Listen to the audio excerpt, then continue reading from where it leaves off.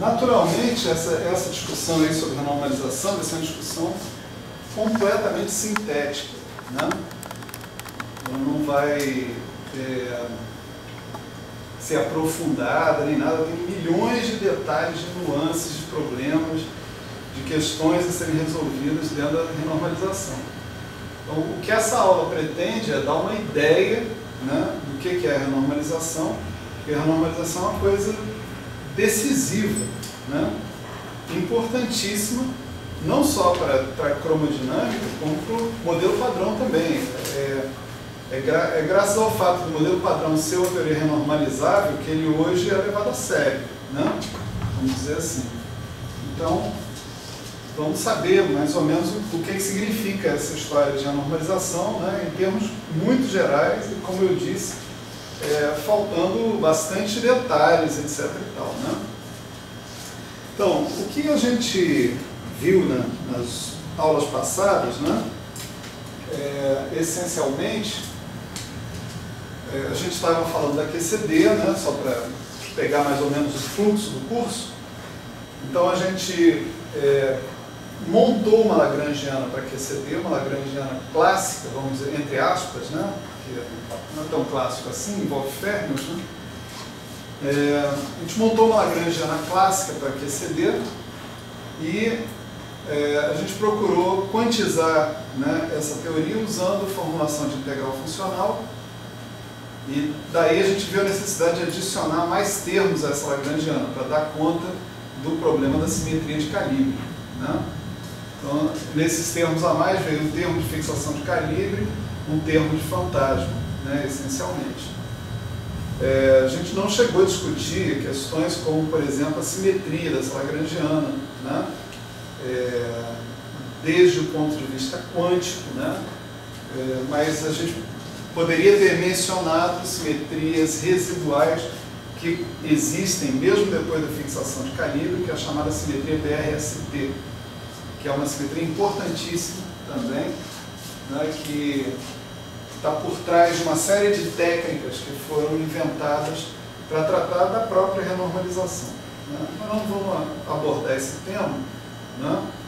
A gente preferiu ser o mais direto possível, né? E nesse sentido o seguinte: terminamos de escrever a lagrangiana da nossa teoria, a lagrangiana corresponde a uma teoria quântica. O próximo passo era calcular com essa lagrangiana. Então nós fomos adiante e procuramos deduzir regras de Feynman para essa lagrangiana, né? Ali a gente viu que existiam alguns vértices de interação que eram vértices comuns, que já eram vértices que tinham aparecido na eletrodinâmica quântica, Outras regras eram generalizações mais ou menos triviais, né? Por exemplo, os propagadores que apareciam na cromodinâmica quântica eram generalizações dos propagadores que apareciam na eletrodinâmica normal, né? Só que você botando uma matriz delta, alfa, beta para indicar, por exemplo, as cores, ou delta D para indicar os índices de representação adjunta, né? Então, quanto a isso, não tinha muito problema. Agora, havia, sim, alguns problemas operacionais para deduzir os vértices usuais, os vértices novos que estavam aparecendo lá. E nas teorias não abelianas, nós temos, essencialmente, dois vértices novos que você não tem nas teorias abelianas. É o vértice de 3 gluons e o vértice de 4 gluons. Além disso, você tem um vértice de fantasma gluon, né? São esses os 3 tipos de vértices extras, né, que aparecem na cromodinâmica. Aí a gente considerou em detalhes, né, o vértice de 3 gluons, um pouco menos de detalhe o vértice de 4 gluons, mas mesmo assim ainda em bastante mais detalhe do que o usual, e o vértice de gluon fantasma a gente disse qual era, né, mas em cima dos argumentos que a gente tinha dado até então, era razoavelmente fácil deduzir as regras de Feynman associadas, né? Aí nós fizemos o quê? Nós escolhemos arbitrariamente aqui uma determinada função de Green para calcular. A gente escolheu a função de 2 pontos fermiônica, função de Green de dois pontos fermiônicos, que é o propagador fermiônico. Então, o propagador fermiônico, numa primeira ordem, era o propagador livre, né, uma ordem zero, vamos dizer assim, e em primeira ordem, o propagador fermiônico se transformava num termo, né, que exigia, né, as regras de Feynman para ser calculado. Né? Então, graficamente falando, a gente estava calculando algo assim, né, que era o propagador fermiônico, do espaço de momento. Então, a gente imagina que você tem os momentos todos entrando no seu propagador, é uma convenção, pode ser assumir outros. Né? Então, isso daqui era essencialmente o propagador livre, mas em primeira ordem, né, um termo gluônico, né? Certo? Esse termo gluônico, né, foi o que a gente se dedicou a calcular, né, na aula e meia passada. Né? A última aula foi uma aula curta. Né? Observe o seguinte, que suponha que aqui você tenha um propagador, né, que a dimensão desse propagador seja uma coisa do tipo, isso aqui vai com 1 sobre P/-N mais I epsilon, né? Esse cara vai também, né, como 1 sobre P/-N, algo desse tipo. Aqui você tem dois caras desse tipo, 1 sobre P/-M, 1 sobre P/-N. Dimensionalmente falando, né, para você ter a dimensão 1 sobre P/-M global, né, que você deveria ter aqui, esse cara, a parte de dentro do propagador, ou seja, essa bolha que está aqui, ele deveria ir com P/-M em cima. Então ele deveria ir como o inverso do propagador. Certo? Ok? Se você imagina que o seu propagador tem que ter uma estrutura como essa, uma dimensão de 1 sobre momentum, por exemplo, né, é preciso que essa quantidade aqui tenha dimensão de momentum, pura e simplesmente. Né? Eu não estou dizendo que ele vai ser P/-M, mas ele tem que ter pelo menos dimensão de momento. Você já pode suspeitar que ele vai ser o inverso de um propagador normal. Né? Ele vai ter que se comportar como o inverso do propagador normal. De fato, há maneiras da gente observar que o resultado do cálculo desse propagador é essencialmente algo como P/ mais alguma coisa. Tá certo? Quer dizer, essa parte de dentro, né,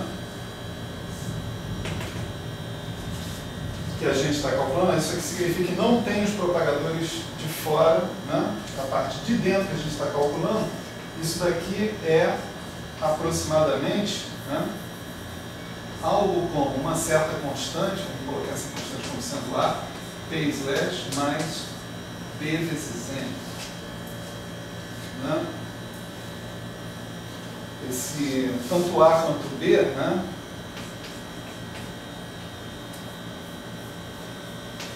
podem ser funções do módulo do momento. Né?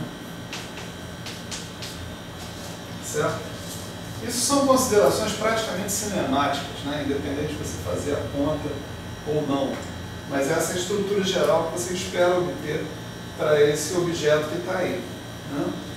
E de fato, né, aí fica uma promessa, eu vou terminar de fazer aquela conta e vou mostrar que ela fica exatamente nessa estrutura, né, AT/ mais BM. Né? A gente encontra essa estrutura que está aí. E aqui, em relação a isso, tem uma pendenga que ficou da aula passada, que é que a gente encontrou, a gente fecha tudo e encontra uma integral na parametrização de Feynman. Né? A gente tinha que calcular várias integrais, I11, I12, né? I11mi e I12mi. Né? E a integral I12, ela continha, embora ela não contivesse uma divergência associada com a expansão da função gama de Euler, ela aparentemente continha uma divergência associada com a integração sobre a parametrização de Feynman remanescente. Né? Eu fiquei de olhar isso e olhei. Né? Essa divergência ela realmente está aparecendo ali e ela vai poder ser expressa em termos de funções gama de Euler. Tá certo? Quer dizer, nas notas de aula que eu vou enviar para vocês, eu vou expressar isso direitinho até o final. Né? Só para a gente fechar esse assunto. Né? Então, nem sempre aquela parametrização de Feynman, né, final remanescente, vai conduzir a integrais eternamente finitas. Né? Pode ser que sim, pode ser que não. Maravilha. Então, a lição de ouro que a gente aprendeu, né, ali é que, primeiro, a gente tinha bons motivos para considerar que esses gráficos de Feynman que a gente estivesse calculando aí poderiam conduzir a resultados divergentes. Né? Para analisar esses motivos, a gente fez uma coisa chamada contagem de potências, né? Lá nas integrais de Feynman correspondentes, e a gente verificou que tinha evidências do aparecimento de divergências. Essas divergências foram confirmadas, tá certo? Quando a gente calculou explicitamente esse objeto que está aí, né, que foi uma conta razoavelmente grande, né, a gente confirmou o aparecimento dessas divergências. Né? A gente usou uma estratégia para fazer a conta de uma maneira geral, que foi, ao invés de fazer a conta numa dimensão D, que a gente já sabia que a integral ia ser divergente, a gente fez a conta numa dimensão D inferior, né? D igual a 1, 2, 3, onde eventualmente essa integral poderia eventualmente ser convergente. O resultado dessa conta, essa é uma parte tremendamente importante da questão, podia ser expresso completamente em termos de funções gama. Ou seja, uma função de D, né, mesmo D sendo considerado 1, 2 ou 3, por exemplo, era uma função de D que podia ser continuada analiticamente para outros valores de D que não fossem só 1, 2 ou 3, que fossem, inclusive, complexos ou, inclusive, racionais ou irracionais, ou seja lá o que for. Né? Nesse caso, por exemplo, o resultado, né, da nossa conta em D igual a 4 corresponde a polos que essa função gama vem a ter exatamente, né, que essas funções gama correspondentes venham a ter quando você faz D igual a 4. Né? Por exemplo, você sabe que a função gama tem polos em todo o eixo real e nos inteiros negativos e zero. 0, menos 1, menos 2, menos 3, tudo isso é polo da função gama. A gente mostrou uma fórmula na aula passada, eu não deduzi, né, só escrevi aqui, para calcular essa função gama, a expansão da função gama perto desses polos. Né? E a gente viu como que a função gama eventualmente divergia com 1 sobre epsilon e tal. Né? Então a gente pode aproveitar essa característica, né? É possível mostrar que todos os resultados que a gente vai obter, né, numa ordem de loop arbitrária, estão sempre expressos em termos de função gama. E como a função gama possui continuação analítica, né, bem definida, né, então esses resultados você pode fazer coisas como fazer limites quando D tende a 4. Coisa que, eventualmente, se o D fosse uma variável discreta, você não tinha condição de fazer. Não quer sentar aqui não, Pepe? Aí tem mesa, se for escrever, não sei o que. Vai lá. Bom, você que sabe. Então, com isso, então, nós tivemos essa surpresa, entre aspas, né, de que a quantidade que a gente estava calculando era uma quantidade divergente. Mas a gente conseguiu quantificar essa divergência, ver exatamente de que forma que essa quantidade era divergente. Certo? A gente usou um parâmetro que era a dimensão. Mas existem outras maneiras de quantificar essa divergência, né? Uma das maneiras, por exemplo, é você, ao invés de integrar sobre os momenta até infinito, você integrar sobre os momenta até um certo cutoff, grande o suficiente, mas não infinito. O resultado de suas integrais vão ser todas função desse cutoff, né? E você vai poder identificar a maneira pela qual suas integrais divergem olhando para esse cutoff, né? Justamente olhando para o que sobrou disso aí. Outra maneira de fazer a conta, né, é você colocar uns campos completamente fictícios dentro da sua conta. Por exemplo, aqui no caso, eu estou calculando uma função de gain fermiônica, né, eu poderia colocar mais uns férmions aí, ou mais um férmion nesse caso, com uma massa muito, muito grande, né, e esses férmions tendo um resíduo do propagador deles, ao contrário, ou seja, eles tendo resíduo bosônico, férmions com resíduo bosônico. O que vai acontecer é que você vai observar, se você fizer isso, que as suas amplitudes vão começar a ficar função da massa desses férmions. No limite em que essa massa tende a infinito, você vai obter infinito, né, novamente. Mas o fato de você colocar esses novos propagadores aí, vai fazer com que os propagadores originais tenham o comportamento ultravioleta deles modificado e um gráfico como esse, que por exemplo era divergente, passa a ser convergente. O propagador do férmion vai ter um comportamento 1 sobre k quadrado, por exemplo, dele, modificado para 1 sobre k quarta, k sexta, etc. Então aí você vê que o problema da divergência está essencialmente ligado ao comportamento do seu propagador. Se você piora, ou se você faz ele convergir mais rápido, você consegue integrar o convergir mais rápido também, né? Esse método de regularização é chamado de Pauli-Villars, né? Método de Pauli-Villars. E ele deixa também as suas expressões como função dessas massas, dessas partículas fictícias que você colocou a mais. O que acontece é que no final você vai mandar essas massas para infinito. Então, fisicamente falando, se você tiver partículas com massa infinita, essas partículas não aparecem no propagador. O propagador vai com 1 sobre m, então esses propagadores vão para zero, essas partículas desacoplam, né? Elas não interagem fisicamente. Então o limite correto da existência delas é com a massa infinita. No limite de massa infinita, até lá você já espera ter subtraído as divergências, né? Né? Então tem vários métodos para a gente regularizar a teoria, ou seja, dar um sentido para uma coisa como essa, né? Que se você calcular na mão grande, até o final, dá infinito, né? Tem vários métodos para a gente fazer isso.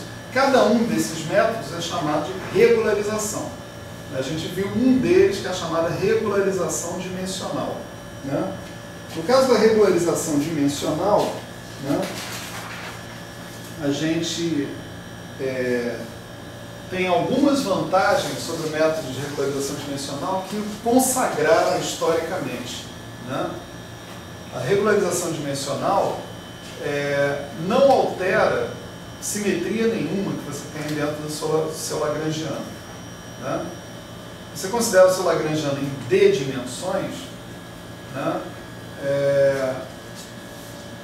A simetria de calibre não está nem aí se você está falando de 2 dimensões, 3 dimensões, 4 dimensões. Então a simetria de calibre é automaticamente preservada pela regularização dimensional. Preservar uma determinada simetria nos passos intermediários é uma coisa bastante importante, porque se você não preserva uma simetria nos passos intermediários de regularização, depois da renormalização, você pode terminar subtraindo coisas de tal modo que a simetria não está mais presente. Você vai subtrair infinitos, mas esse infinito não é sempre a mesma coisa, ele pode ser ambíguo. Você pode subtrair o infinito e mais um pedaço finito do cara. Então o que sobra pode não mais refletir a simetria que você tinha. se a sua regularização não preserva a simetria em questão. Né? Então, se você tem uma regularização que preserva explicitamente em todas as etapas a simetria que você tem, essa regularização é privilegiada em relação às outras. Né? E embora Pauli Vilas possa ser implementado na QCD, né, ou numa teoria de Yang-Mills em geral, ele não se mostra o cara mais adequado. Ele envolve cálculos mais complexos do que os cálculos usualmente levados a cabo com a regularização dimensional. Né? Em particular, eu não tenho certeza, essa é uma afirmação que eu vou fazer sem certeza, né? Mas eu não acho que alguém tenha conseguido renormalizar as teorias de gauge não abelianas a partir de uma regularização de Pauli Vilas. Eu vou falar isso porque essa veio falar daquele. Eu não acho que isso tenha sido possível nas teorias não abelianas. Né? Mas não tenho certeza. Quem sabe tem algum paper esquecido por aí, né? Que a pessoa tenha feito. Né? Se vocês souberem, me avise. Mas para mim, eu não tenho notícia disso. Graças à facilidade da regularização dimensional, é que as pessoas conseguiram renormalizar as teorias de Guedes. As pessoas não, Toft especificamente, né? Eu falo certamente o nome dele errado, ele que me perdoe se ele estiver vendo isso aí, né? Ruft, sei lá, tem alguma coisa assim, fazer umas piratas. Eu não sou holandês, então não tenho muita obrigação de saber, né? Ele provavelmente vai falar Dias também, se pegar um trabalho meu. Né? Então ele está desculpado se ele falar Dias, né? Assim como eu também estou desculpado se eu falar Toft, né? Não tem problema. Com a regularização dimensional é que se conseguiu organizar as coisas de modo a mostrar a renormalizabilidade das teorias de Yang-Mills. Né? Então a gente vai assumir a regularização dimensional aqui, o nosso ponto de vista é tremendamente prático. Isso era para ser discutido em outro tipo de curso, não nesse. Então, como a gente está fazendo uma coisa realmente, essencialmente prática, a gente vai assumir a regularização dimensional e não vai discutir outras possibilidades que poderiam ser discutidas. Tá certo? No caso da regularização dimensional, aparecem, na verdade, dois problemas. Né? Problemas, né? Da regularização dimensional. O primeiro problema é o seguinte, né? Praticamente toda vez que a gente vai fazer teoria de perturbações, a gente quer utilizar um parâmetro adimensional para fazer a expansão. Por exemplo, na eletrodinâmica quântica, a gente usa alfa, que é E2 sobre H cortado C. Né? Isso daí vale 1 sobre 137, isso é um número. Né? Se H cortado e C forem 1, né? Conforme a gente faz usualmente nas unidades naturais, então E2 é igual a 1 sobre 137. Né?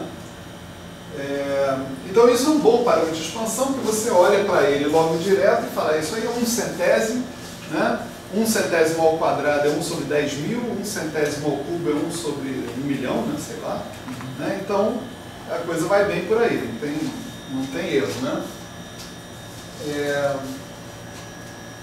Agora, se você permite variar a dimensão, né? Então você vai se permitir também variar a dimensão do seu acoplamento. Né? Dimensão de G, dimensão de massa. Né? A gente vai explicar o que é isso. Né? De G varia com D. Se eu variar a dimensão, se eu não estou mais em 4 dimensões, a constante de acoplamento pode não ser mais um número adimensional. Vamos explicar isso daqui a pouco. Né? Então isso daí é um potencial problema para a regularização dimensional, porque numa série que você for expandir em potências de G, os termos da sua expansão em série vão ter que ter dimensão, para que todo mundo case essas dimensões e o objeto original que você está reproduzindo tenha sempre a mesma dimensão. Né? É muito mais conveniente quando a sua constante de acoplamento não tem dimensão. Né? Por exemplo, aqui, esse cara aqui tem uma dimensão fixa. Né? Agora, se a constante de acoplamento é dimensional, esse objeto que está aqui vai ter uma dimensão diferente do cara que está lá. Então, você vai ter que dar conta da variação dessa dimensão ali na hora de comparar, né, uma coisa com a outra. Esse problema que está aqui, ele é resolvido fazendo o seguinte: pegando a nossa constante de acoplamento e trocando, deixa eu ver se é mais epsilon ou menos epsilon aqui. Isso, mais epsilon, né? Por G mi elevado a epsilon. Eu vou escrever G mi elevado a epsilon. Né? Onde esse mi, né, a dimensão dele é massa. Né? Tem dimensão de massa, ou de inverso de comprimento. Né? A gente vai mostrar aqui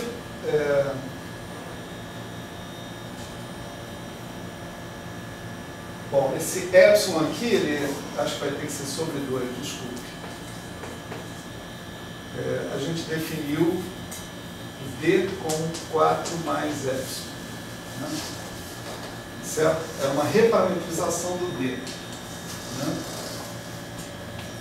Então, o que a gente vai mostrar é que em D dimensões, o G tem dimensão de massa elevada a menos epsilon sobre 2, de modo que se você substituir o G por essa combinação, G por G mi elevado a epsilon sobre 2, essa grandeza é adimensional, independente da dimensão que você está considerando. Certo? Então, você expandir em potências do G, está tudo certo. Não tem muito problema não. Né?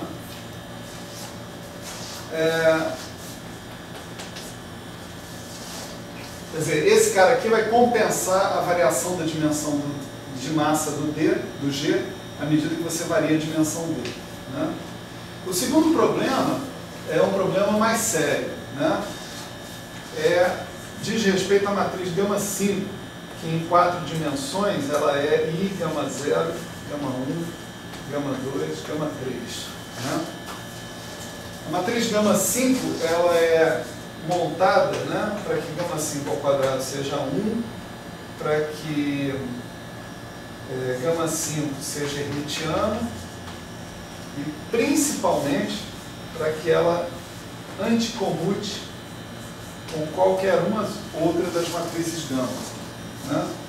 O fato dela anticomutar com as matrizes gama permite que você utilize a matriz gama 5 no fundo, né, para fazer uma redução da representação de Dirac, né? Você mostrar que ele é uma soma direta de representações associadas com spin meio, meio zero mais zero meio. Esse é um detalhe extremamente técnico, né? E isso está fortemente relacionado com a anticomutação do gama 5 com gama meio. Agora, o ponto é que se você varia a dimensão, né, se você parar em dimensões pares, né, por exemplo, se eu for para 6 dimensões, o gama 5, o gama 7, ele vai ser I, gama 0, gama 1, gama 2, gama 3, gama 4, gama 5. Tá certo? Em 6 dimensões, esse produto vai até gama 5. Em 8 dimensões, o produto vai até gama 7. Né? Se você definir assim, isso se cumpre, isso se cumpre, isso se cumpre. Em 6, em 8, em 10, em qualquer número de dimensões. Agora, se você tiver numa dimensão ímpar, por exemplo, se você tiver em 5 dimensões, o seu gama 6, se você tentar definir assim, I, gama 0, gama 1, gama 2, gama 3, gama 4, esse cara vai cumprir isso, mas não vai cumprir isso. Ele vai comutar com as matrizes gama. Isso vai ser um grande problema. Né? Em particular, né, quando você estabelece que você está trabalhando numa dimensão D arbitrária, você não sabe o que fazer com gama 5, porque numa dimensão par, o cara anticomuta, na dimensão ímpar ele comuta, você tem uma ambiguidade de sinal ali que vai te perseguir se você não definir o gama 5 de maneira invariante. Né? Então, esse é um problema bastante grave. Algumas soluções para esse problema, propostas de solução para esse problema, vocês vão poder discutir ali no Pascual, né? Eu vou remeter vocês a esse livro, Pascual e Tarras. Tem em particular uma proposta do Toft e do Veltman, que define o gama 5 de uma maneira que aparentemente resolve esse problema, só que deixa as contas tremendamente complicadas, né?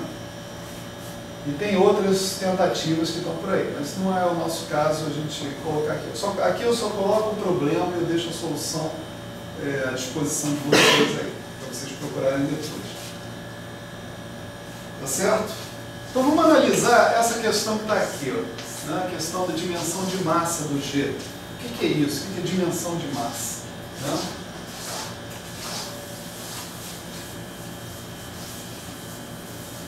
Bom, se eu tiver o vetor xmi, né? O vetor xmi, ele qual é a dimensão de um cara que eu escrevo como xmi? Né? Metros, né? Se eu tiver no MKS, centímetros, se eu tiver no CGS, coisas desse tipo, né? O Fermi, né? Mais apropriadamente, né? O fato é o seguinte, se eu quiser escrever o meu x, né, num sistema de unidades naturais, tá certo? Eu tiver à minha disposição um parâmetro massivo, a forma de eu escrever o meu x num sistema de unidades naturais vai ser naturalmente definindo alguma quantidade, usando uma dimensão natural que é inversamente proporcional à massa. Vamos ver se eu consigo mostrar isso rapidamente, né? Então, eu vou denotar a dimensão do xmi, né? Vamos chamar de metro, né? Metro. Certo? Vamos supor que eu tenha uma certa massa na minha teoria, né? Que eu vou chamar de m, né? De metro, m, está difícil, né? Vou chamar de m0. Hã? L. Hã? L é pro x. Né? Metro, né? Isso aqui é metro. Certo? M0 é uma massa, né? Então a dimensão do M0 é quilo, né? MKS, né? Quilo. A pergunta é a seguinte: se eu tiver um M0, como é que eu monto uma dimensão de massa para o X? Usando como ingredientes, né? Dado o M0, como defino uma quantidade com dimensão de comprimento.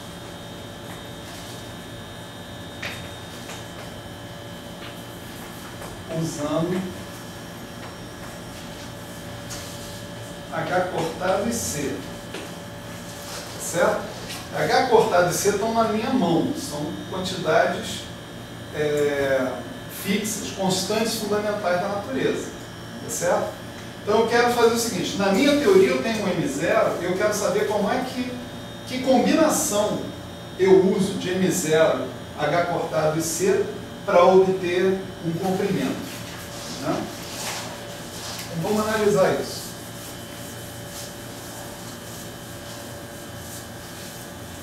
O M0 está em quilo, né? Qual a dimensão do H cortado? Né? H cortado é um momento angular, né? Então, como um bom momento angular, ele tem dimensão de x vetor p, né? Então isso aqui vai ser metro, peraí, só vale metro, segundo, quilograma. Isso não vale joule, não. Então, isso aqui é x vetor p, então é metro, né? Vezes momento, né? Momento vai ser quilograma, que é massa, vezes metro dividido por segundo. Né? Essas são as unidades do H cortado. E as unidades do C, né, é uma velocidade, então isso é metro por segundo. Então a charada aqui é a seguinte: você tem um cara que tem dimensão de quilograma, que é o m0, você tem um cara que tem dimensão de massa vezes quilograma vezes massa ao quadrado, né? Metro ao quadrado, quilograma por segundo, e tem um cara que é metro por segundo. Como é que você monta um cara com dimensão de metro? Né? Você tem esse ingrediente, esse e esse. É um probleminha de combinação, né? Vamos tentar aí algumas coisas, vamos ver. Bom, olha só, H cortado tem 1 quilo aqui, né? No meu resultado final não tem 1 quilo. Então seria legal se do meu H cortado eu descontasse esse quilo aí. Tá certo? Bom, se eu descontar o quilo do H cortado, vai sobrar metro quadrado, né? Esse cara aqui, a dimensão dele é metro quadrado por segundo. Né? Ainda está sobrando o segundo ali. Eu tenho que descontar esse segundo. Né? Então, se eu dividir por C, né? Esse cara aqui tem dimensão de metro. Tá certo?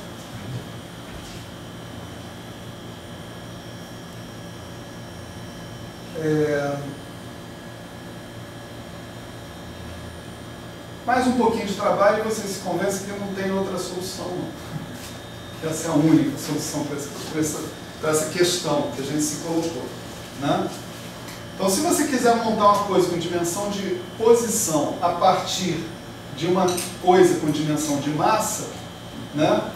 A coisa que você vai montar numa teoria quântica e relativística, ou seja, onde H cortado é a medida natural de momento angular e C é a medida natural de velocidade da luz. Né? Então, por exemplo, a velocidade de um elétron no LHC, né, do próton no LHC, é 0,99999c. Né?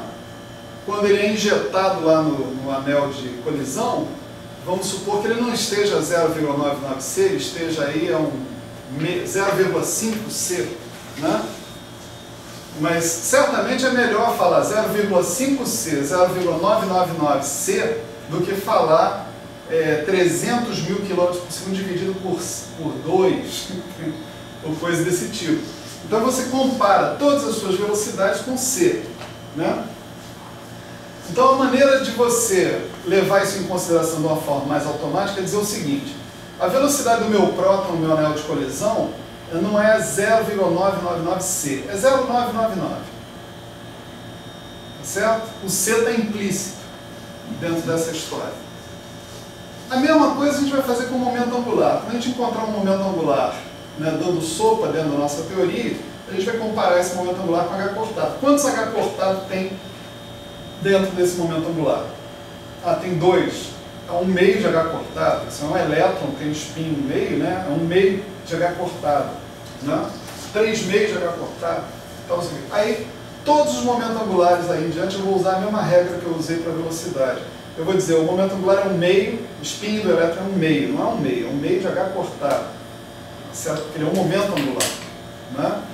Eu vou dizer que o spin da ressonância delta mais é 3 meios, é 3 meios de H cortado. Né? E assim por diante.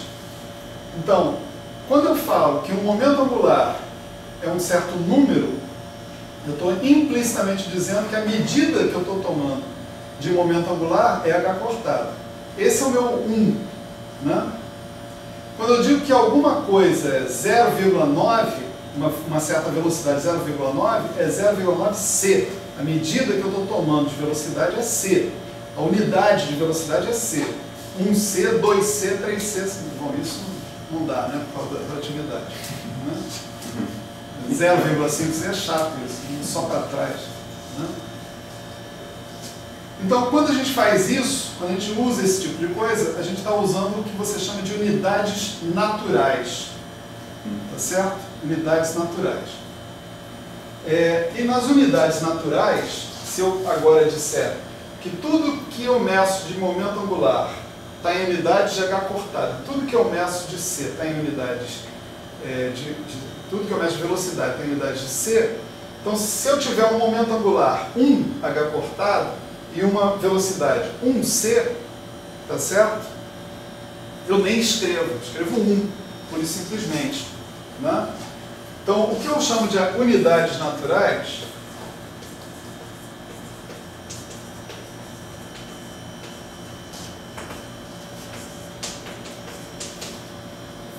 melhor escrever separado, né? H cortado igual a 1, C igual a 1, né? É que você está medindo esse momento angular é uma unidade de H cortado. Essa velocidade é uma unidade de velocidade da luz. Nessas unidades naturais, a dimensão do xμ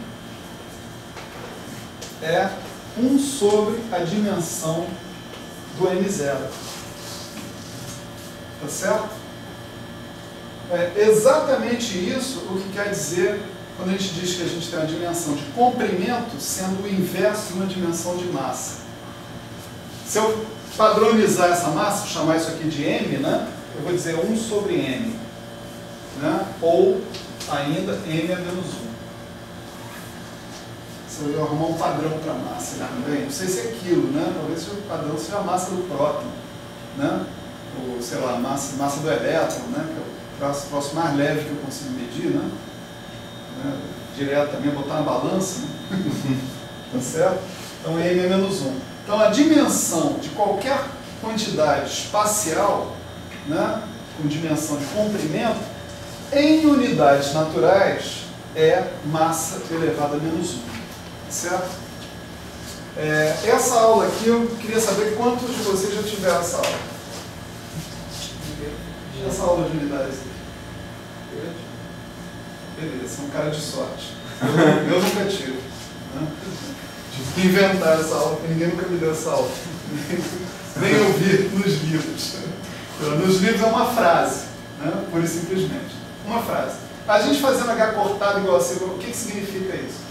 Entendeu? Então você tem que fazer essa elaboração toda aqui. Né? Eu tive. Você teve. Você também é um cara de sorte.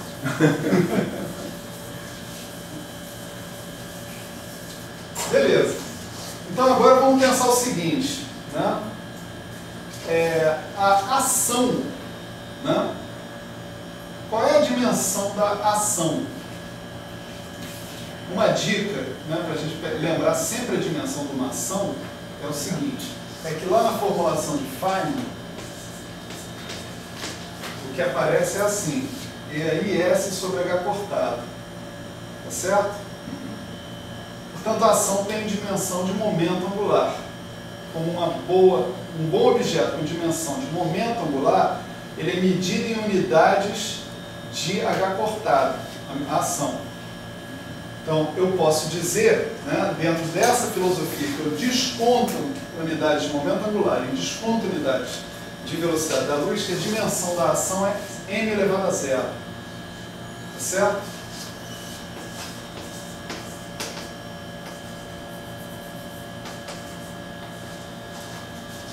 M elevado a 0.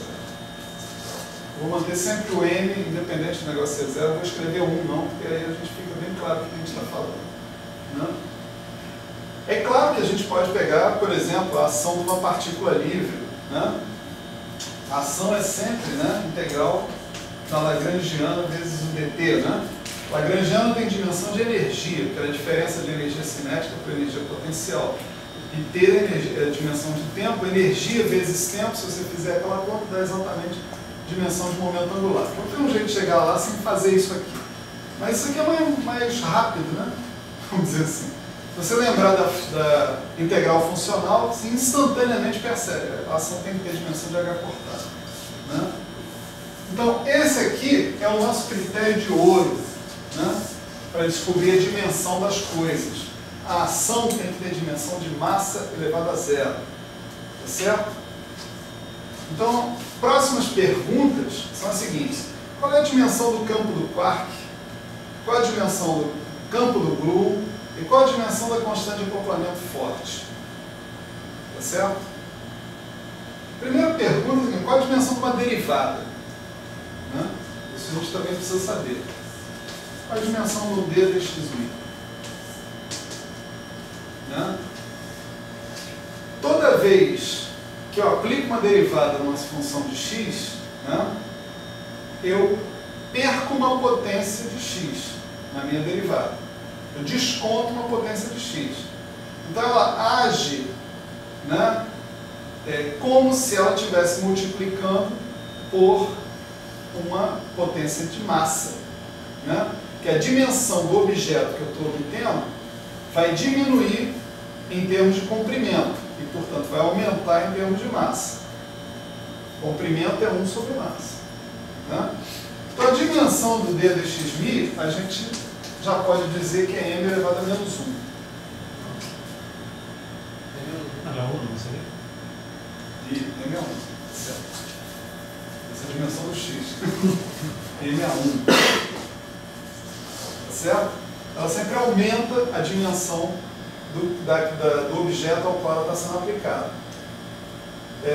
Agora a gente pode perceber como é que vai ser a dimensão, né, dos outros objetos que estão lá. Por exemplo, na nossa ação, a gente tem um termo que é assim: integral d dx, né, a gente está calculando isso tudo em d dimensões sempre, né, de quê? De uma coisa do tipo q barra gama mi dmi q. Né? A dimensão desse objeto todo, né, tem que ser massa elevada a zero. Né? Agora, esse pedacinho que está aqui, né, a medida de integração solitária, ela contribui com massa a menos d, né? Ou seja, com L elevado a d. Esse é um argumento que a gente já deu quando a gente analisou a divergência superficial, né? Há umas 2 aulas atrás. Dizer, olha, o que eu tenho aqui, vamos supor que eu não bote nada para integrar aqui nessa integral. Né? O objeto que eu vou encontrar aqui é um objeto com dimensão de comprimento elevado à potência d. Certo? Ele contribui sempre com comprimento elevado à potência d. Né? Portanto, se ele contribui com comprimento elevado à potência d, a dimensão disso é massa elevado a menos d. Tá certo?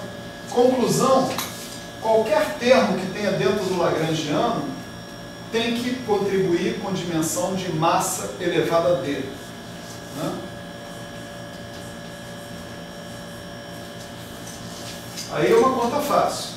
Eu sei a dimensão disso, isso aqui não tem dimensão nenhuma, isso aqui são números, tá certo?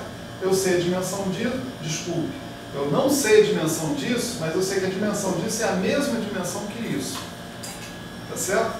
Porque isso aqui é o cara d'H multiplicado por gama zero, né? Nada mexeu na dimensão dele. Então a dimensão do Q barra é a mesma dimensão do Q, a dimensão do dmi eu acabei de descobrir, e a dimensão do gama mi não existe. Né? Então, dessa consideração de que isso aqui tem que ser adimensional,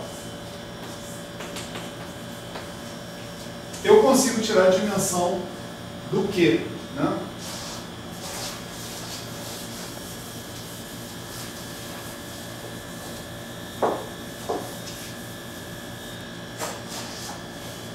Então, a dimensão de Q ao quadrado, né, vezes a dimensão do D, que é a massa, né, a 1, isso tudo tem que dar massa elevada a D. Né?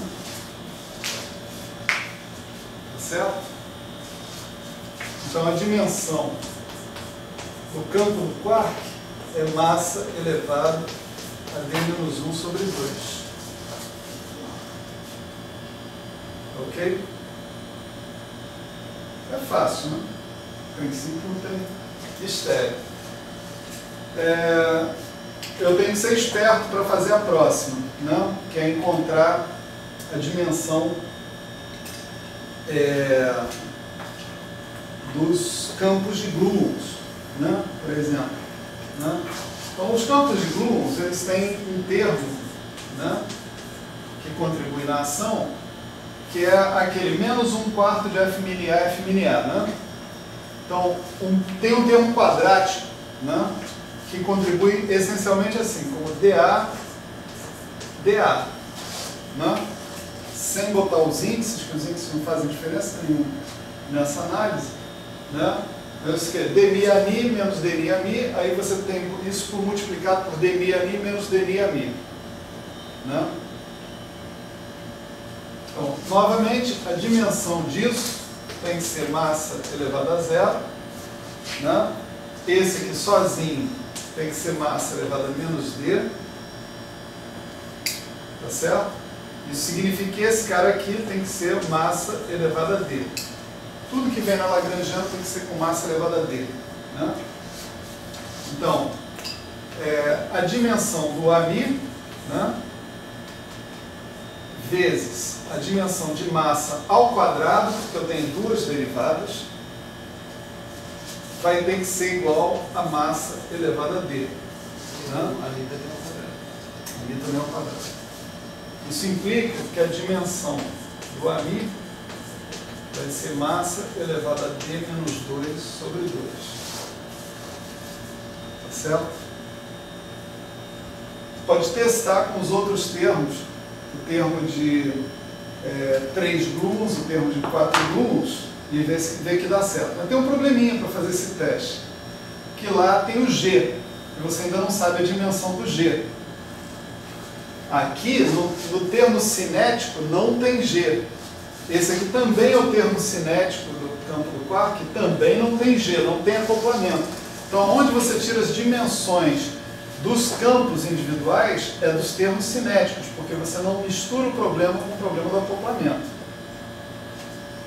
Agora vamos supor que eu queira tirar a dimensão do G, né? Então eu tenho novamente integral d dx de uma coisa do tipo Q barra gama, deixa o gama em paz, Q barra QA. E aqui eu tenho G. Né? Esse é o termo de acoplamento mínimo, né? A diferença é que agora eu já sei quanto é a dimensão do Q e eu já sei quanto é a dimensão do A. Então, se eu impuser que esse objeto que está aqui, né, dimensão de G vezes dimensão de Q ao quadrado, né, que é m elevado a d menos 1, né, vezes dimensão de A, que é m elevado a d menos 2 sobre 2, né? Isso aqui tem que dar m elevado a d. Tá certo? Então o resultado vai ser que a dimensão de G vai ser m elevado a quanto?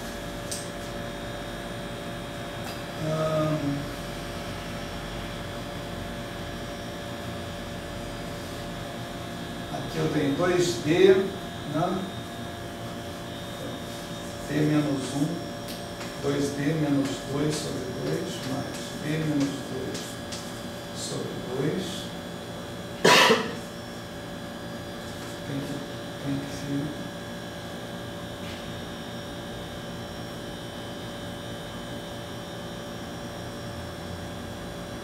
lambda, né? Lambda mais isso tem que dar D. Pronto. Então esse 2 aqui está caindo fora. Aqui eu tenho D mais D sobre 2, 3D sobre 2, lambda igual a D menos 3D sobre 2,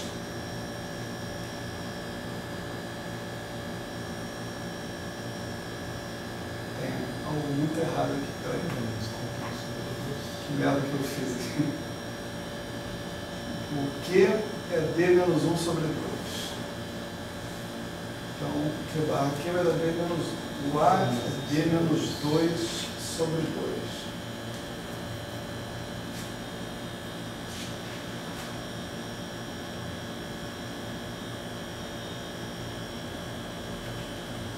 Esse aqui é o D.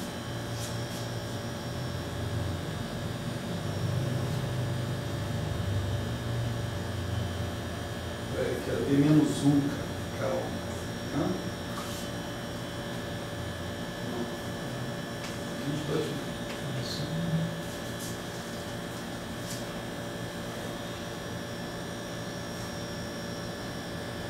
Eu estou cancelando, não tem por que cancelar, né? Essa é a cagada. Então, peraí. Lambda mais 3D menos 4 sobre 2 igual a D. Né? Não entendi. Então, passo o cara para lá, o lambda vai ser D, 2D menos 3D mais 4 sobre 2, que vai ser menos D mais 4 sobre 2. Certo? Esse cara vira m elevado a menos D menos 4 sobre 2. Certo? Certo? Tchau. Seria todos menos D menos, né? É menor D menos. Ah, tá bom. De outra forma, sim. Mas é que eu queria usar a nossa definição de epsilon. Então tá, então você vê, aqui está caracterizado aquilo que eu falei para vocês, né? Se eu variar a dimensão, a constante de acoplamento ganha dimensão de massa. Se eu variar a dimensão do espaço-tempo, a constante de acoplamento ganha dimensão de massa. Em 4 dimensões, a constante de acoplamento é adimensional. Mas em 5, em 6 e 7, ela não é. Ela tem dimensão de massa. Então, se eu definir, né, D como sendo 4 mais epsilon, né, então isso aqui me diz que o epsilon é D menos 4, né,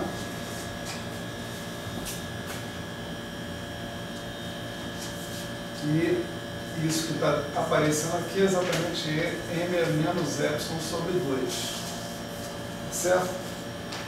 O Pascal, vocês vão ver, ele utiliza uma definição que é 4 mais 2 epsilon, justamente para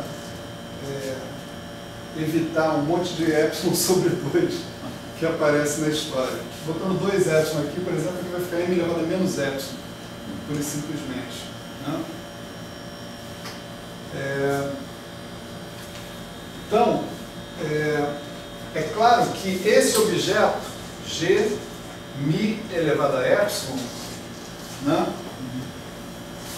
a dimensão de massa dele é m a 0. Se você instituir, né, um parâmetro de massa elevado a epsilon multiplicado por G, substituir G por G vezes mi elevado a epsilon, esse parâmetro, né, carrega a dimensão de massa, variação na dimensão de massa do G, e ele é um bom parâmetro de expansão para a sua teoria. Certo? Ok? Quer dizer, ao invés de você usar G para fazer a expansão, você usa G mi elevado a epsilon. Isso é uma conveniência, né? Quer dizer, você conseguiria trabalhar de outra forma? Eventualmente conseguiria. Mas é uma conveniência genial que ela apareça aqui. Porque fazer essa substituição torna a tua série perturbativa uma série muito mais tranquila de se lidar em termos dimensionais, já que ordem por ordem, em teoria de perturbações, a dimensionalidade está contida ali. Né? No entanto, isso mostra, né, nos cálculos concretos que a gente faz, embora a gente não tenha feito nenhum deles rigorosamente até o final, né, que este parâmetro mi que apareceu aqui, né, pode sobrar nos seus resultados. Né? Esse objeto que está aqui pode ser uma certa função de mi também, no final. No final, o que eu digo é o seguinte: depois que você regularizou, identificou os termos que divergem e subtraiu esses termos. Quando você fez isso, o objeto que sobrou no final, quando você manda epsilon para zero, pode depender de μ. Através desse mecanismo próprio da regularização dimensional, as contas, os cálculos que você faz, ganham a dependência de um certo parâmetro massivo, μ. Isso parece um artefato da regularização dimensional, né? Mas, de fato, né, é possível mostrar que em todo e qualquer esquema de renormalização, sempre sobra no final um parâmetro dimensional, com dimensão de massa, arbitrário. A existência desse parâmetro a gente vai considerar provavelmente na aula que vem, né? Em detalhe, com algum detalhe, e ela é a origem do grupo de renormalização. Tá certo? Então, esse é o caminho que leva, dentro da regularização dimensional, a gente a introduzir um parâmetro com dimensão de massa nos resultados físicos que a gente está colocando. Esse parâmetro, vocês veem a artificialidade dele, que foi colocado de maneira completamente ad hoc, né? Arbitrária, né? No entanto, ele pode sobrar no final, graças ao fato de que você está subtraindo de maneira, de alguma forma arbitrária, os termos divergentes da sua série. A gente vai encarar essa questão dessa subtração daqui a pouco. Tá certo? Então ele pode sobrar sim no final da história. Né? Então a gente tem que estar preparado para que as nossas amplitudes físicas, nossas quantidades físicas, sejam função dos parâmetros físicos da teoria, dos momenta que caracterizam as funções de correlação, as amplitudes de espalhamento que a gente quer calcular, e desse objeto aqui. Tá certo? Bom, deixa eu dar só uma luz para vocês num outro aspecto. Na verdade, né, foi descoberto aí pelos precursores do grupo de normalização, mas bastante esclarecido por volta de 1978, que em cada ordem de teoria de perturbações que você evolui, você tem um parâmetro desse a mais. Tá certo? E você tem equações de grupo de renormalização a mais para escrever para esses outros parâmetros também. Isso deu origem a um ramo aí de pensamento chamado teoria de perturbações otimizada. Tipo assim, qual é o critério que eu tenho para escolher esse negócio? Né? Aí vários critérios apareceram ao longo do tempo. Um deles, por exemplo, era o critério de dizer, já que esse parâmetro é arbitrário, a teoria não deveria depender dele, então o valor que as amplitudes deveriam assumir deveria ser o valor mínimo em função dele. Por quê? Porque em primeira ordem, no valor mínimo, a teoria é mais ou menos independente de qual é o ponto que você está colocando. Né? Isso chama-se teoria de perturbações otimizada, né? PMS. Enfim.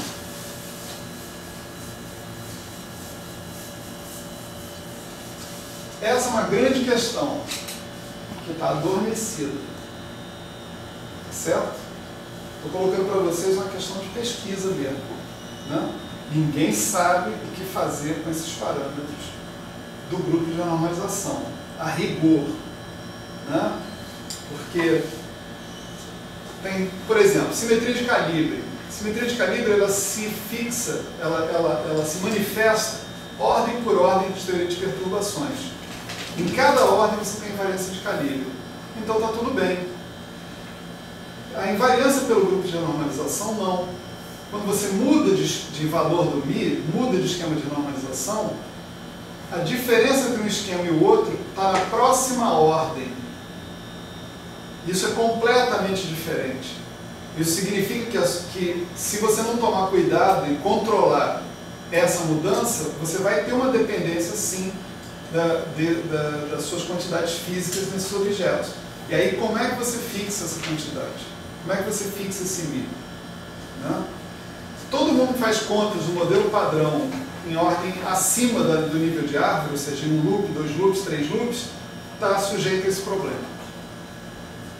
Existem pessoas que aplicam prescrições arbitrárias, mas ainda está cedo, talvez pudesse ser uma das coisas do LHC, você chegar e dizer assim, se eu usar a prescrição do cara e a outra prescrição, será que os dados experimentais são cegos a qual prescrição eu usei? Outra questão não respondida. Enfim, isso aqui é delírio por enquanto, vamos ao que interessa. Né? Então, nós fizemos o seguinte, né? Nós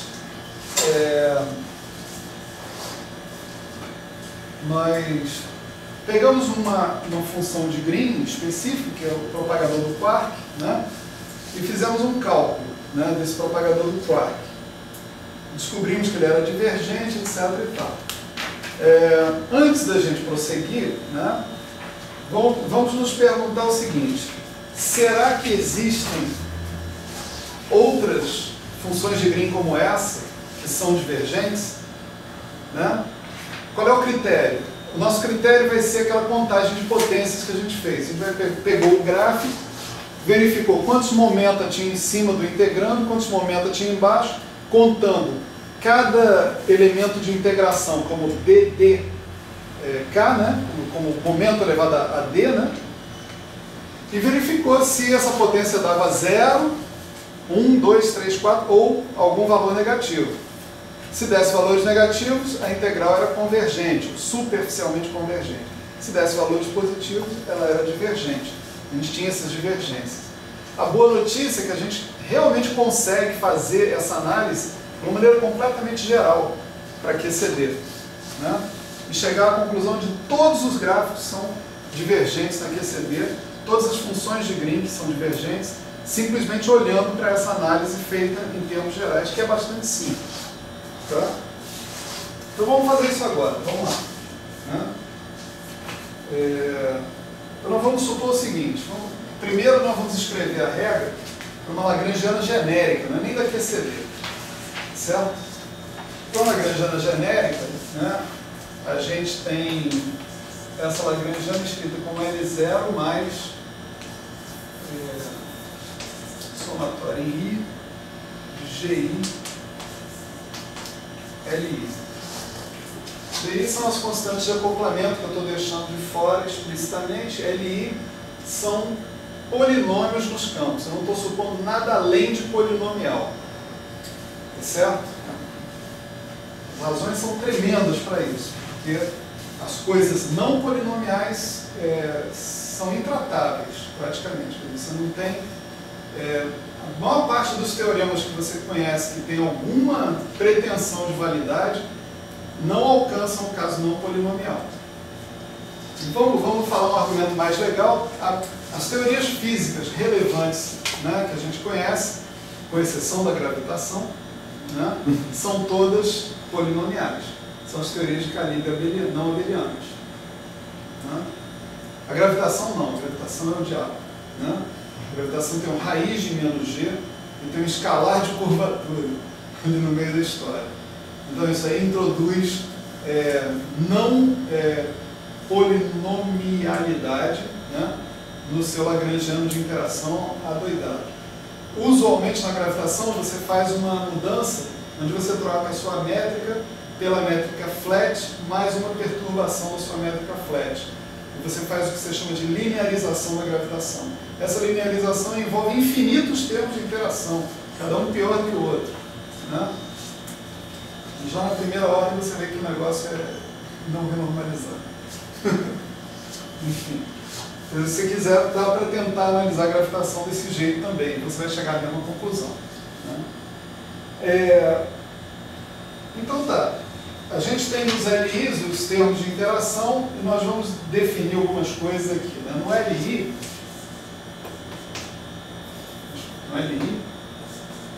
eu tenho um número de FI campos fermiônicos,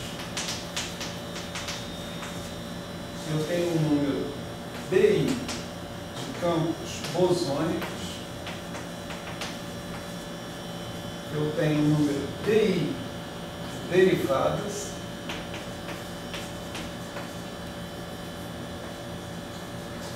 tá?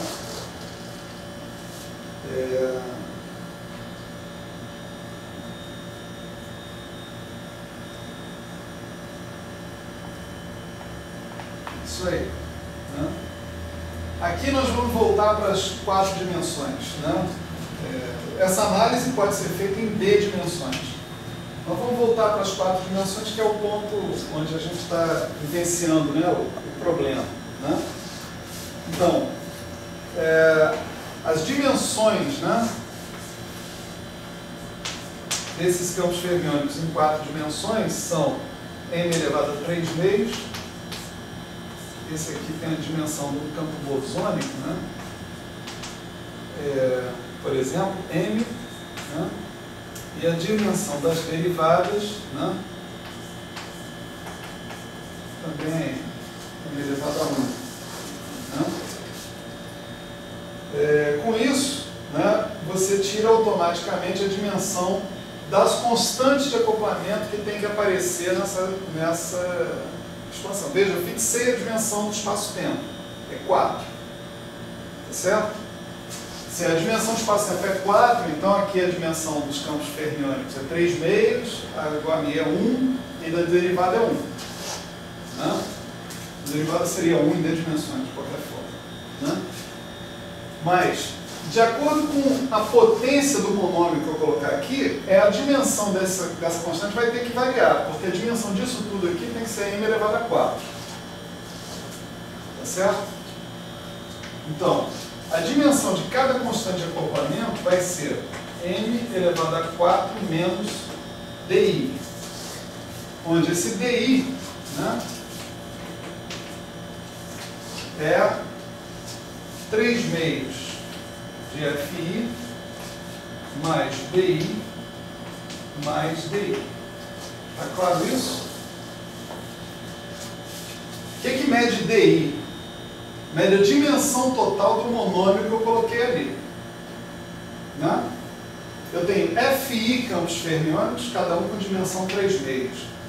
Então a dimensão da parte fermiônica, né, é 3 meios vezes FI. Né? Eu tenho BI campos bosônicos, cada um tem dimensão 1.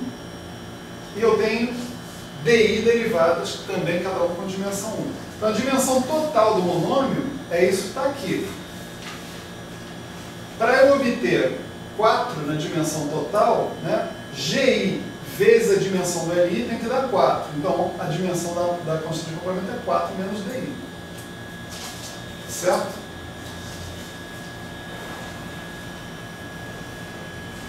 Então, beleza.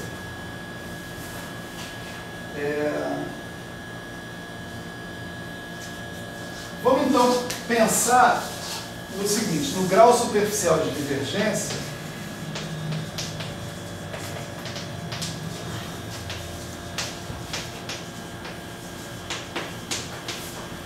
de um diagrama genérico.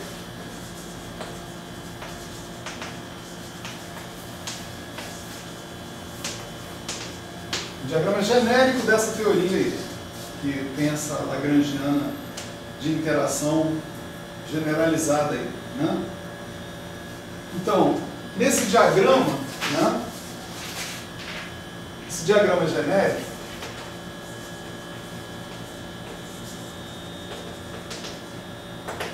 ele vai possuir o seguinte, ele vai possuir NI vértices.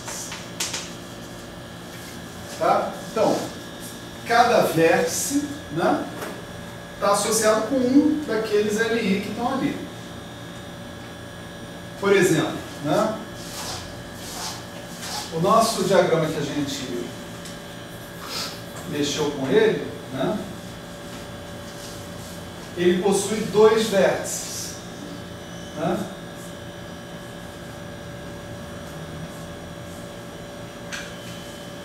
Ele é constituído a partir de 2 vértices. esses dois vértices correspondem a um dos termos de interação. O termo, né? Si bar, gama mi, si bar, gama mi, ami, si. Já vi o campo não abeliano de Gauge, né? Mas tanto esse vértice quanto esse vértice correspondem a este termo de interação. Então, para esse diagrama, por exemplo, eu diria que o número de vértices desse tipo é 2. Se fosse o vértice 1, né, o N1 seria 2. Então, tem 2 vértices daquele tipo. Eu poderia ter mais vértices. Por exemplo, se eu tivesse um cara assim, né, eu teria 2 vértices desse tipo, né, e um vértice desse tipo. Tá certo? Aqui tem um vértice de 4 gluons, né, no meio. Então eu tenho N1, o número de vértices de quark gluon igual a 2, e N2, o número de vértices de 4 gluons igual a 1. Tá certo? O vértice 4 gluons está associado com outro termo na lagrangiana de interação, diferente do termo original. Então eu estou supondo que no meu diagrama genérico eu tenho Ni vértices do tipo I. Tá? Então, Ni vértices associados, né, a Li. Né? Eu vou dizer que eu tenho também BE ou BI, linhas externas, internas, bosônicas. Tá certo? Então eu posso ter uma função que tem 2 fótons fora, por exemplo. Então tem B é igual a 2 e tem uma linha de fóton só, uma linha de gluon só lá por dentro. Então BI igual a 1. Né? Um propagador de gluon lá dentro. Não sei. Tem que contar essas coisas de acordo com a topologia do diagrama. Né? Da mesma maneira eu vou definir FE ou FI, linhas, tarará, externas ou internas, fermiônicas. Certo? E o número total de vértices, né, eu vou chamar de V, soma sobre I dos NIs. Né?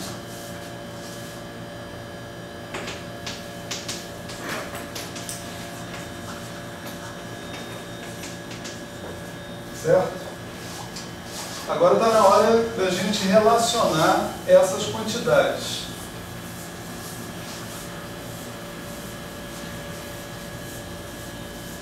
Desculpa, deixa eu colocar aqui um B maiúsculo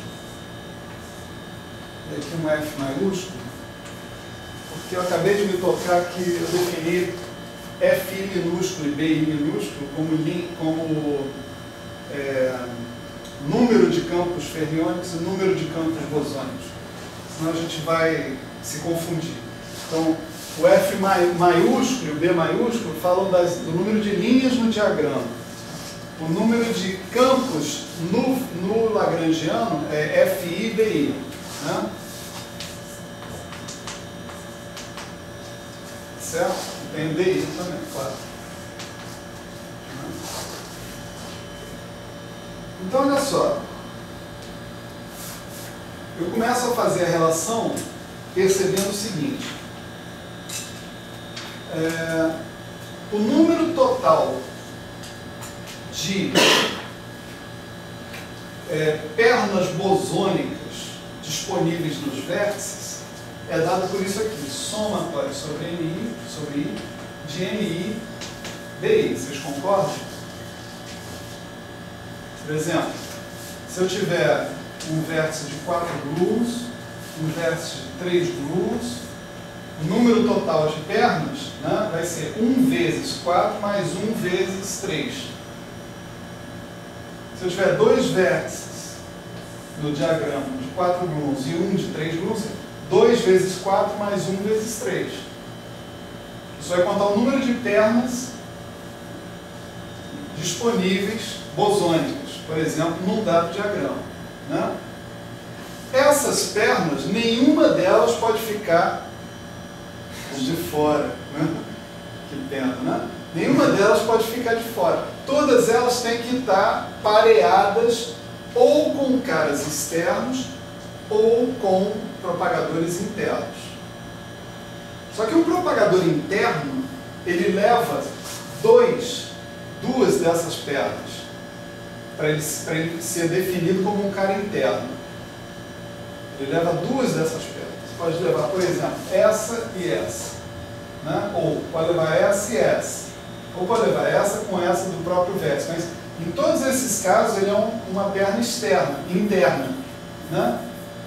Se ele tiver associado com uma perna externa, aí ele só leva, para definir um propagador externo, ele só leva uma perna das pernas disponíveis do vértice.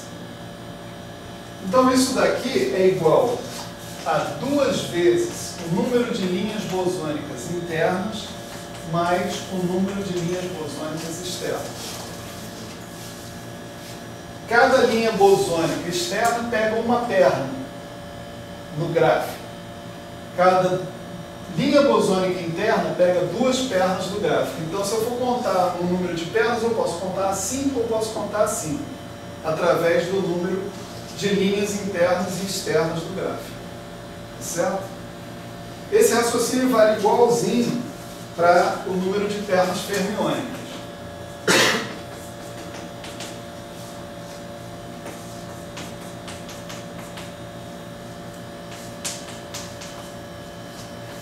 Certo?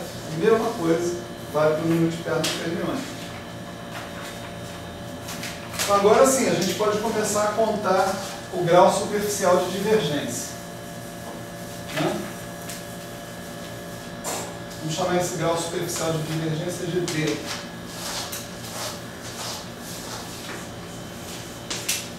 Né? Como é que eu monto esse D? Né? Eu monto esse D da seguinte maneira. Eu primeiro conto quantos elementos de integração eu tenho nesse gráfico. A minha regra é, para cada linha interna, eu integro sobre essa linha interna. Lembra como é que a gente montou o gráfico da alta energia do quark? A gente tinha uma linha bosônica e tinha uma linha quarkiônica. A gente integrou sobre um e sobre o outro. Aí a gente tinha aquelas funções delta. A gente usou para matar uma das integrais. A gente vai matar essas integrais daqui a pouco. Né? Então a primeira coisa que eu tenho que fazer é levar em consideração no numerador o número de integrações que eu vou fazer. Porque cada integração dessa conta como 4 potências de momento. P elevado a 4. Né? D4P conta como P elevado a 4. Né? Então, eu tenho 4 vezes, né, o número de linhas fermiônicas internas mais o número de linhas bosônicas internas. Cada linha interna é uma integral. Cada integral vai contar como D elevado a 4, como P elevado a 4, no comportamento ultravioleta do meu gráfico. Então, o jogo aqui é só esse, é contar o que tem em cima e descontar o que tem embaixo. Mais nada. Né? Bom, dessas integrais todas, né, eu tenho que subtrair o número de funções delta associado com os vértices. Então, se eu tiver V vértices, eu sei que desses V, em cada vértice vai ter uma função delta, 2π elevado a 4 vezes a delta, dos momentos que fluem dentro do cara, e eu vou ter que enfiar essa função delta lá. Né? Quando eu terminar de usar as funções delta, ainda vai sobrar uma, que é uma das deltas que eu influí, dos V vértices, essa delta vai ser uma delta da soma de todos os momentos externos do gráfico. Essa eu não vou poder usar. Essa, o gráfico vai ficar sendo multiplicado por ela. Sempre vai acontecer isso. Isso eu avisei para vocês que isso é função da invariância de Poincaré, da teoria. Certo? Então, dos V vértices que eu tenho, V menos um deles tem funções delta que vão matar essas integrais que estão aqui. Cada vértice mata uma potência de momento elevado a 4. Tá? Então eu tenho menos 4 V menos 1. Certo?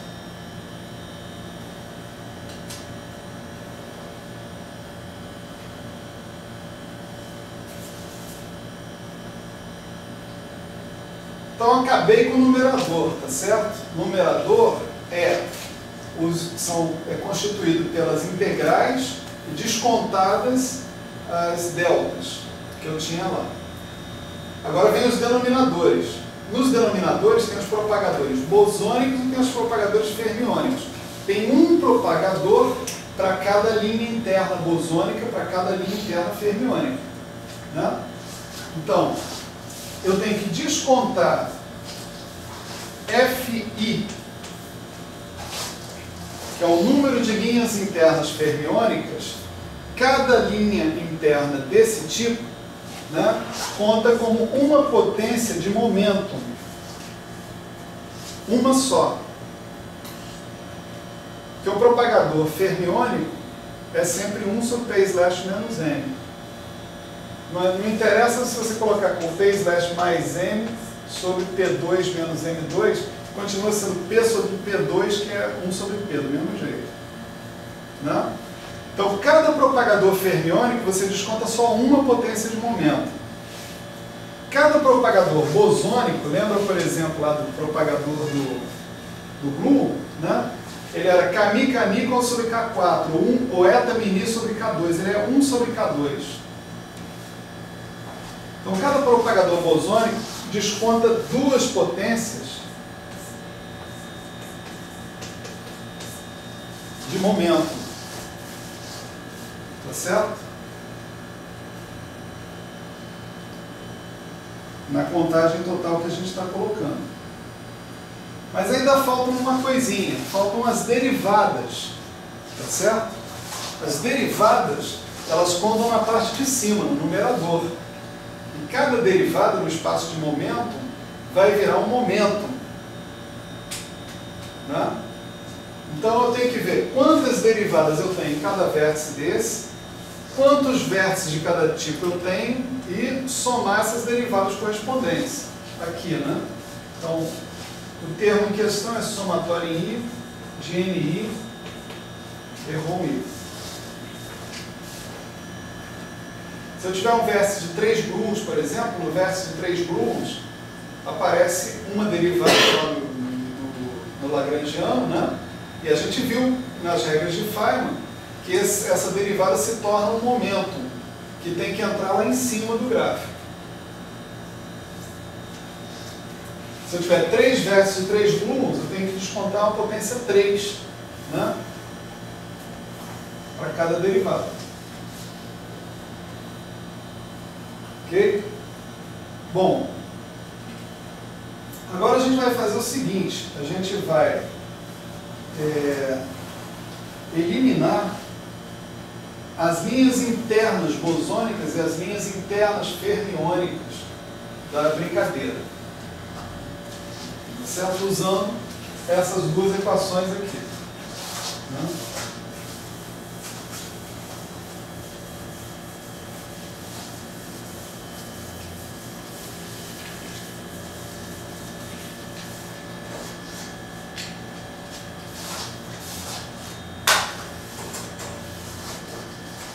Então, essa equação daqui em particular está me dizendo que o BI, né, é igual a BE menos BE sobre 2 menos 1 meio somatório de NI DI. Né? e o FI é igual a menos 2. É mais ali, na soma. Opa, peraí. Você botou sinal de menos porque você escreveu o PE primeiro, mas a soma é positiva. A soma é positiva. Isso aqui é menos 2. Não. Menos 1 meio, né? De FE mais 1 meio soma 1 de NI FI. E vamos colocar isso lá, né?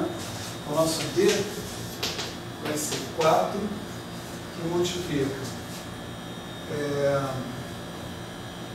menos 4, né? Sobre 2 DE mais FE, né?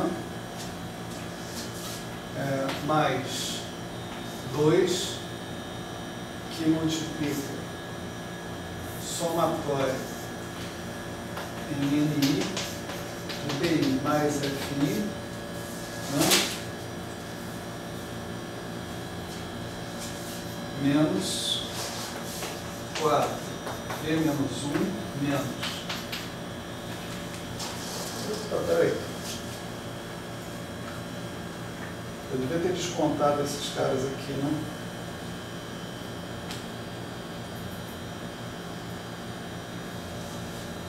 Aqui tem FI e BI também. Eu não descontei os caras. Peraí. Vou reescrever isso aqui. Isso fica 4 menos FI, fica 3 FI. Mais 2 BI. Menos 4 V menos 1. Mais somatório de NI BI. Né?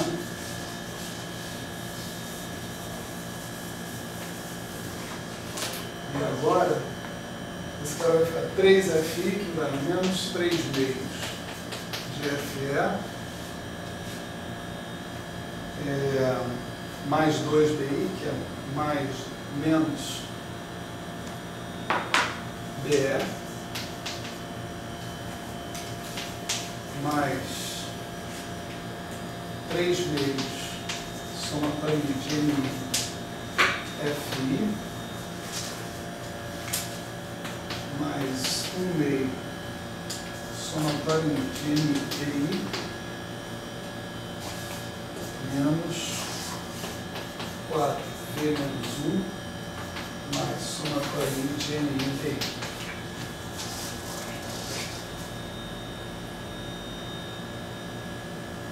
Certo?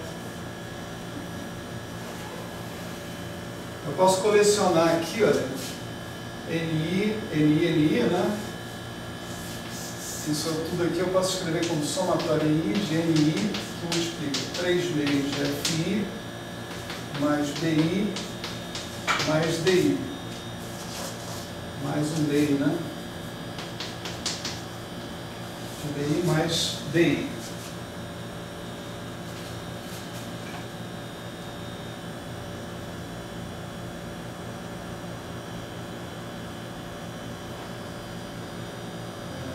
Não, esse 1 meio não está bom aqui não, né? Porque tinha um 2, né?